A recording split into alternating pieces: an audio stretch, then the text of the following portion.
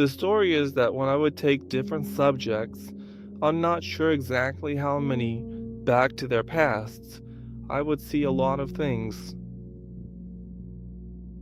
I realized that, well, you can't just tell them anything, like, for example, let's shine a light from above, or just give them a suggestion just to get it over with and move on. The story begins a new chapter. I really wanted that for that person, too.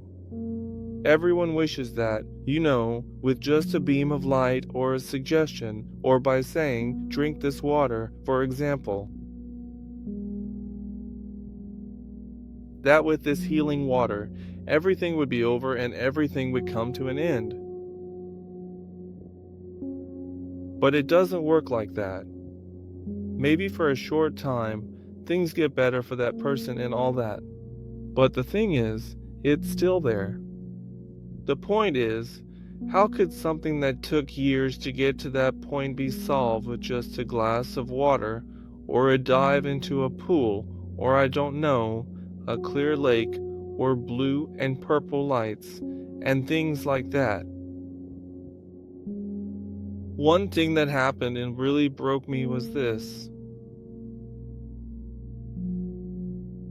For years, I worked with love, with all that passion I had, because I wanted to help myself first, help others, and also discover things that no one had discovered before. Suddenly, it all stopped. How did it happen? All of a sudden, a teacher came in and told me, okay, so you thought everything would just end and go away with one move? I said, well, why not? Well, if life was like that, it would be really cool. Then anyone could just do whatever they wanted. They could do drugs, drink alcohol. Then they'd come to you. He said, okay, man, just snap your fingers, do something, splash a glass of water in my face, bring something, shine a light on me. Like, suddenly from tomorrow, I'd just become a completely different person. I really got caught up thinking about it and realized he was right. I started thinking, well, in order to figure out whether this is true or not, what should I do? One thing that could really help me was to look at nature and see if there's anything in nature that happens in an instant. Like, can you just suddenly stop everything all at once, so to speak? Can you do something in a single moment that would bring a process that's taking years to a halt? Let me give you an example for nature. For example, I want to talk about the sun, or actually, something else. Sure, you could take a tree and chop it down with an axe and destroy it all at once. But can you just plant a single seed and suddenly, right away, have it become, say, an apple tree? Or suddenly say, let an orange tree grow instead? What really shows us this is that, from the moment the sun starts to set, it goes through different angles and experiences, and it's not like we can just tell the sun to set instantly, or say a mantra or a phrase and make it happen right away. Like saying, sun, I don't need your light right now. I'm not in the mood for you. Go away, just go, but it just doesn't work like that. Or we might try to meditate and say, God, please stop the sun. We're not in the mood, and today we might say something like, I just can't deal with it because it's bothering me. Just stop it for a moment. But it doesn't work. I can't find a way. If you find one, let me know in the comments if something like this is even possible. I personally haven't found a way, and it really bothered me because I wanted it. Because I saw people. These suggestions and things might help their pain for a while. Some things might even heal, but only temporarily.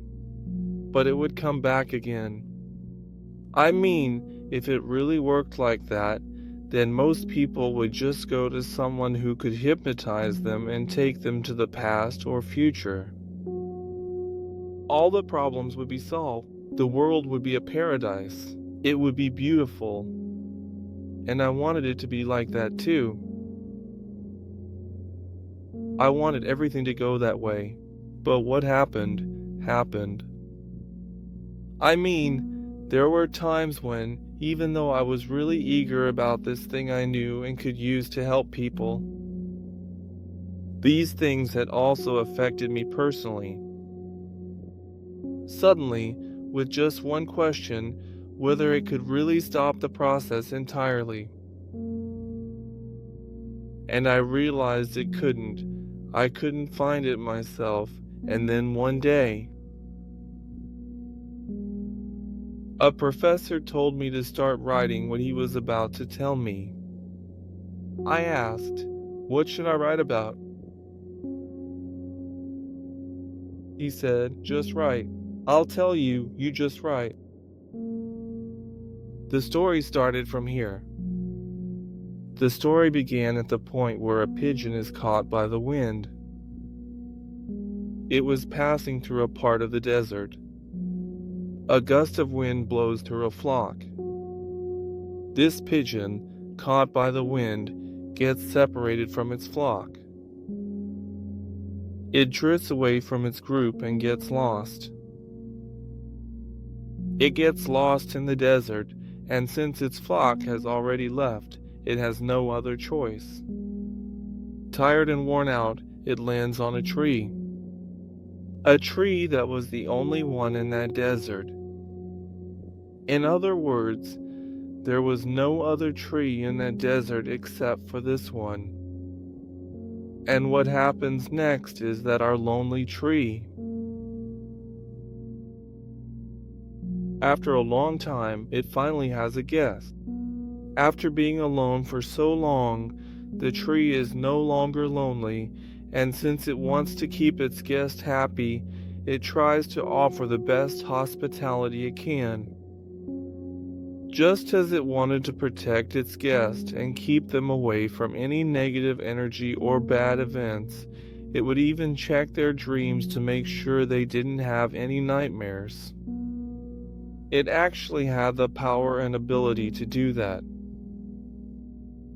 And then, something happens at some point. One night. So, the story of the tree and the dove, from here, takes a different turn. In the dove's dream, the tree sees that the dove is making plans with another dove for the day when the tree blossoms end. Its leaves and flowers bloom. That other dove will come in, so to speak. They'll fly away together to somewhere else and start a life of their own. And so, since the tree didn't want to lose this guest, who, after such a long time, had finally settled on its branches so soon, it started thinking and said to itself, "What can I do to keep the dove from leaving me?" I mean, the dove would leave me.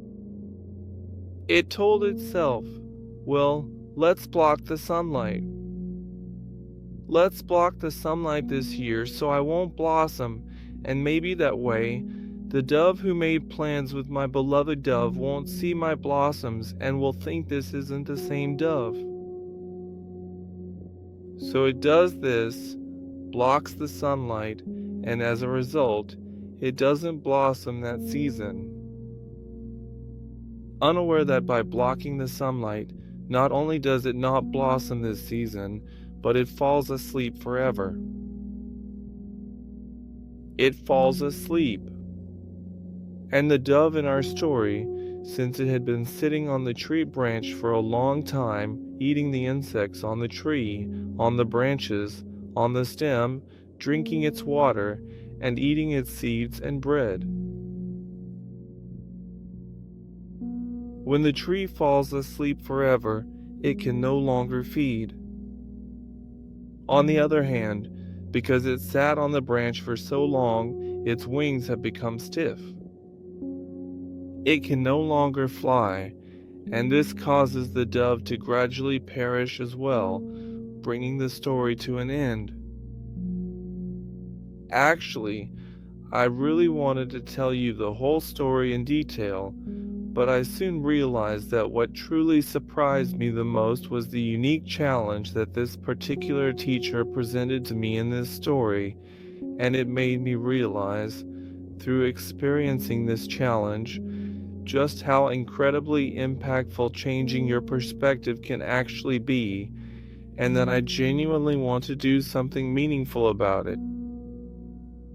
I want you to leave a comment and tell me, between the pigeon and the tree, which one do you think was at fault?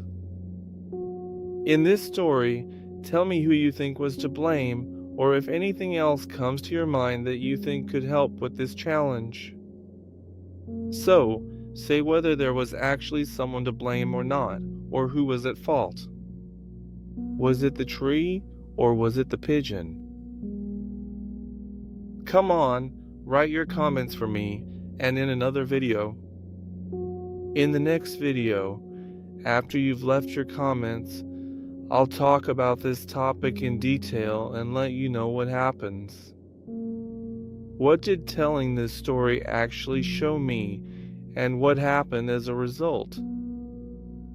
This made a revolution happen inside me, leading me to realize that it's just not possible. It's really not the case that you can just stop everything by looking at the past, by recalling a memory, or by using suggestion. Moving on. So now, this is the challenge I want you to write about in the comments.